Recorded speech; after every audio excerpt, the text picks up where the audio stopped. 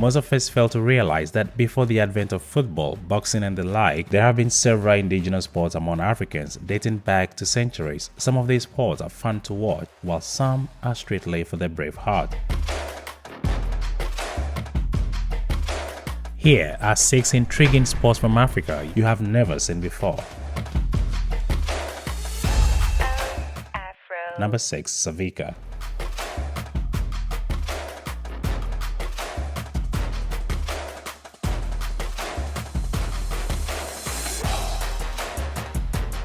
This is just sports on a whole new level. Savika used to be a rite of passage among the Betsilio community of Madagascar, but now it's considered mostly a sport.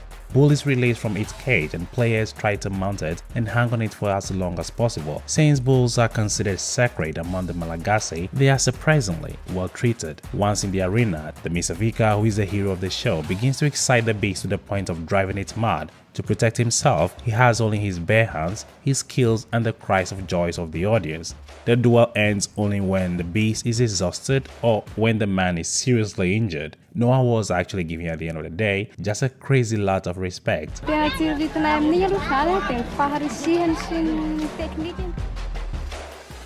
Number 5. Laam. What if I told you football isn't the most popular sport in Senegal? This is.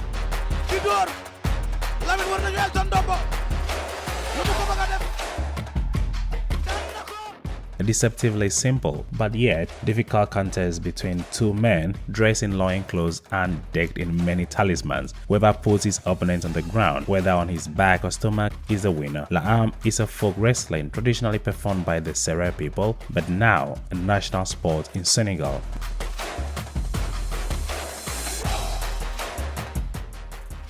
Number 4. Ngolo and Capoeira. In Angola, we feel that capoeira belongs to us in some way.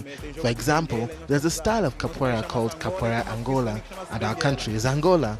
And there's another type called Capoeira Bengala, and there is a province here called Bengala. The Ngolo is the root of capoeira, the popular dance in Brazil. Angolan slaves who went into Brazil through Port Benguela took with them the tradition of fighting with their feet. Over time, that which was basically a tribal tradition was transformed into a weapon of attack and defense disguised as a dance. It helped the slaves to escape and establish free communities for themselves. Back in Angola, Ngolo is a big deal, especially for boys who are ready to marry. Boys who win the Ngolo tournament are allowed to choose a wife among beautiful girls without having to pay a single dowry. Now this is a place men would love to be.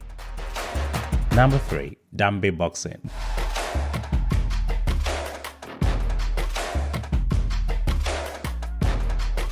Dambe is a brutal traditional style of combat associated with the Hausa people, one of the largest ethnic groups in Africa. It may be steeped in tradition, with its origins said to date back to the 10th century. The goal of Dambe, which is a Nigerian sport, is to kill your opponent by knocking them to the floor. This can be achieved with either a kick or a punch,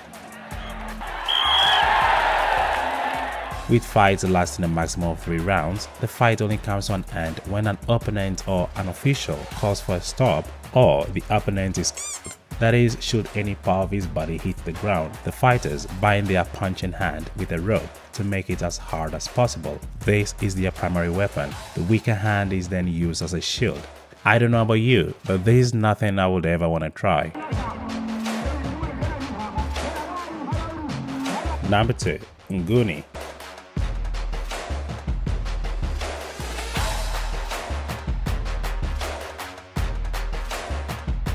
This martial art form is popular among the Zulu Nguni herders in South Africa and is strongly rooted in their history. It is a stick fight that can last up to 5 hours, where opponents take turns at playing offense and defense, scoring points based on which part of the body is struck. It is a bloody sport and sometimes opponents do, but it is still practiced today despite all criticism.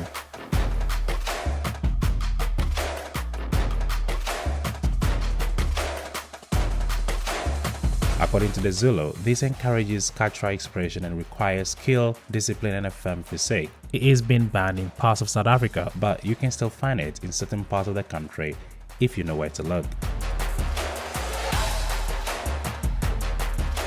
Number 1. Donkey racing. Donkeys might be known for doing all the donkey work, but in Kenya they mostly replace horses.